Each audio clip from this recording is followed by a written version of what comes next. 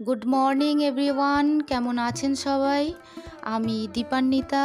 আমার আরও একটি নতুন পুজোর ভিডিওতে আপনাদের সবাইকে স্বাগত জানাই। তার আগে বলি, সামনেই যেহেতু দুর্গা পূজা পঞ্চমী পড়ে গেছে, আপনাদের শারদীয়ার অনেক অনেক শুভেচ্ছা। আপনাদের পুজো ভীষণ ভীষণ ভালো কাটুক সবার।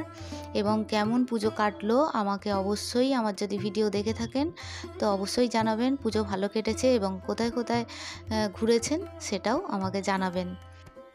আজ আবারও অনেক দিন পর পুজোর ভিডিও আমি শেয়ার করছি, কারণ যেই থেকে মা লক্ষ্মী নিয়েছি, মা লক্ষ্মীর ভিডিওই আমি আপলোড করছি। তো অনেক দিন পর মনে হলো যে না, এবারে একটু পুজোর ভিডিও করা যাক। তবে জানেন, আমি মাঝখানে আমার ছেলের শরীর অসুস্থ হওয়ার কারণে আমার ভিডিওগুলো সেইভাবে আপলোড করা হয়নি। মানে মাঝখানে অনেকটা গ্যাপ থেকে গেছে। তো যার ফলে হয়েছে কি, আমার ভিউজটা অনেকটাই নেমে গেছে। তো আশা করছি আমার ভিউজটা নেমে গেলেও আপনারা যেভাবে আমাকে আগে ভালোবাসা দিয়েছেন, আশা করছি আমাকে পরবর্তীকালেও, আমি এটা আশা রাখবো যে আপনারা ভালোবাসা দেবেন। তো এইভাবেই চ্যানেলটা আস্তে আস্তে গ্রো করুক, এটাই আমি চাই। কারণ আমি ভিডিও করতে ভীষণই পছন্দ করি, ভালোবাসি এবং ছবি তুলতেও। ফলে এটা আমার জীবনে একটা কি বলবো, বেশ ভালোবাসার একটা জায়গা। কারণ আমি যে এই ভিডিওগুলো বানাই, এগুলো আমার ভীষণ ভালো লাগে। আগে আমি আবৃত্তি করতাম, আমি নয়, আমি আমার ছেলে দুজনেই আবৃত্তি করতাম। ছেলে এখনও গান করে, আবৃত্তি করে, আঁকার সঙ্গে যুক্ত। ফলে আমি ক্যামেরা বন্দি করে রাখি ওর যত আবৃত্তি বা ওর গান, সেগুলো আমি আপলোড করি, মানে ফেসবুকে আপলোড করতাম। তো ইউটিউবে আসা আমার এই কারণেই যে আমি প্রথম জীবনে আমি চাকরি করতাম। তো আমার ছেলের এই অসুস্থতার কারণেই আমি চাকরি ছেড়ে দিই। কারণ ওর দেখভাল বা ওর খাওয়া দাওয়ার এমনই মানে চেঞ্জেস ছিল ওর জীবনে, মানে ভীষণই অসুস্থ হয়ে পড়তো। স্বাভাবিক ছেলেদের মতো যে জ্বর হচ্ছে ভালো হয়ে যাচ্ছে এরকম নয়, ওর হলে অনেকটা টাইম লাগে সারতে। ওর ইমিউনিটি সিস্টেম কম, ফলে সেই জন্য আর চাকরি করলাম না। তো চাকরি জীবনটাও আমার বেশ ভালো অভিজ্ঞতা হয়েছিল। তারপর থেকে একাকী জীবন থেকে বেরোতেই আমি ইউটিউবের জার্নি শুরু করি, মানে আমার ভালোবাসা থেকে।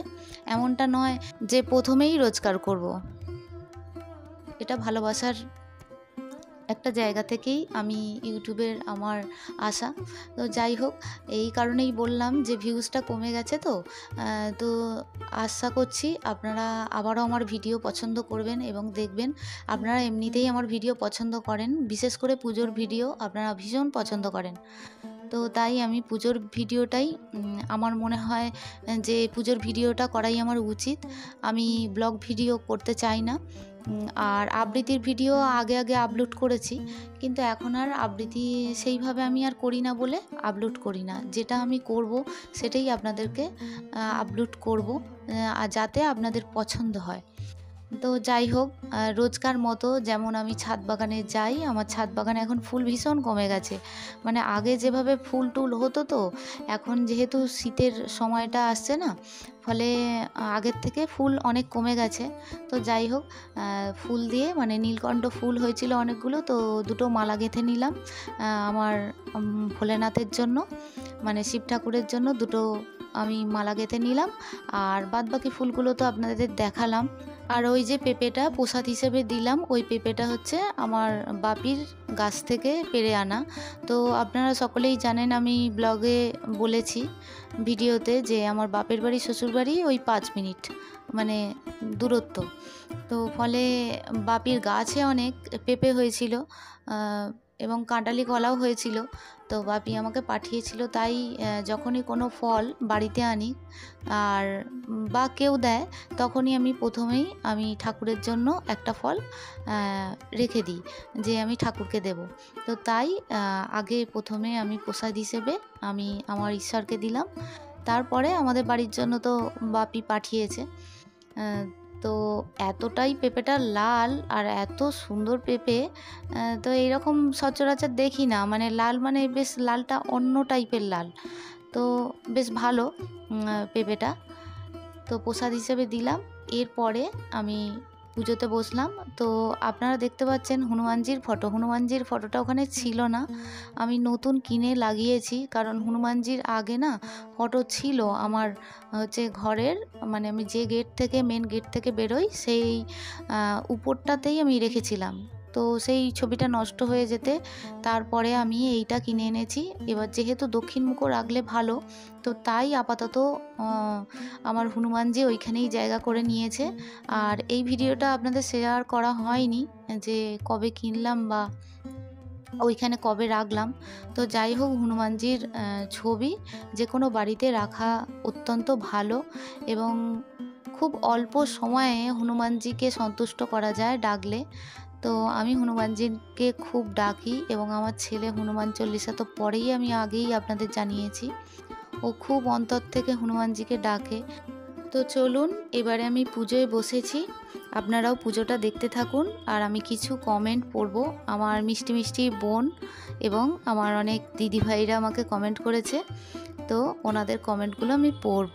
প্রথমেই কমেন্ট পড়ব মোনালিসা, অনেক অনেক আদর, অনেক ভালোবাসা জানাচ্ছি তোমাকে। আর তুমি অনেক বড় কমেন্ট করেছো আমাকে, আমার ভীষণ ভালো লেগেছে।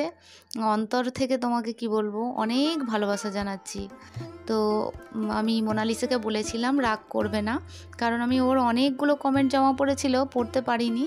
তো ওর কমেন্টই পড়ছি। রাগ করব না দিদিভাই, আপনার এত বিজি লাইফ থাকার পর আপনি আমার কমেন্ট দেখেন, সেটাই অনেক। দিদিভাই, আমিও আমার ঘরে ঠাকুরদের অঙ্গরাগ করি, তাতে অনেক টাইম লাগে আর ধৈর্য। আপনার কাজগুলো খুব সুন্দর আর আপনার অনেক ধৈর্য আছে, আর আপনার কথাগুলো শুনতে ভালো লাগে। মা লক্ষ্মী আর অঙ্গরাগ খুব সুন্দর হয়েছে, অপূর্ব লাগছে। লাভ ইউ আসাম দিদিভাই। তুমি যদি আসাম থেকে বলে থাকো, আমার ছেলের কাছ থেকে, মানে আমার ছেলে বলছে লাভ ইউ আন্টি, তো আমিও তোমাকে লাভ ইউ জানালাম। তুমি অনেক ভালো থেকো আর এইভাবেই কমেন্ট করো। আর তোমার কমেন্ট যত বড়ই হোক না কেন আমি অবশ্যই পড়ব। আর আমি সময় করে নয়, সময় তো করতেই হবে, যেহেতু ভালোবেসে আমি ভিডিওটা করি, তাই সময় করে আমার মিষ্টি মিষ্টি বোনগুলোর আমি কমেন্টগুলো পড়ে থাকি। তো আবারও কমেন্ট করো, যদি ভিডিওটা দেখে থাকো অবশ্যই আমাকে জানিও। এর পরের কমেন্টটি হলো আমার মিষ্টি আরেকটি বোন জ্যোতি।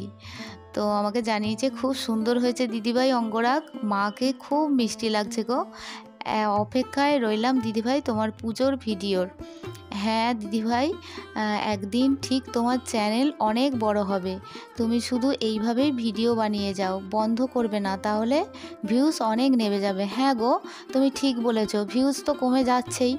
তো সেই ব্যাপারেই বলছিলাম, তোমার এই কমেন্টটা পেয়ে আমি ভাবছিলাম যে এবারে ভিউজ ভীষণ কমে গেছে, কিন্তু কি করব বলো, সংসার জীবন এবং সন্তান সমস্ত কিছু দেখে আমি দেখভাল করার পর আমি ভিডিও করি। অবসর টাইমটা সময় কাটে না, ফলে তখন ভিডিওগুলো আমি শ্যুট করি। তারপর ভিডিও শ্যুট করলেই হলো না, ভিডিও আপলোড করতে গেলে ভয়েস ওভার দিতে হয়, আনুষঙ্গিক অনেক কাজ রয়েছে। তো সেক্ষেত্রে অনেকটাই সময় সাপেক্ষ ব্যাপার।